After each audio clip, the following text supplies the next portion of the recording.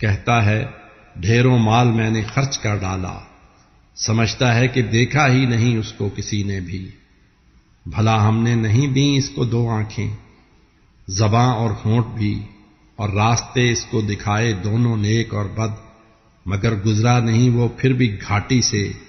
بھلا کیا آپ کو معلوم یہ گھاٹی ہے کیا مشکل؟ کسی گردن کو زنجیر غلامی سے چھڑانا، یا کسی فاقے کے دن کھانا کھلانا، بھوک کے مارے قرابت کے یتیموں، خاک میں لتھڑے فقیروں کو۔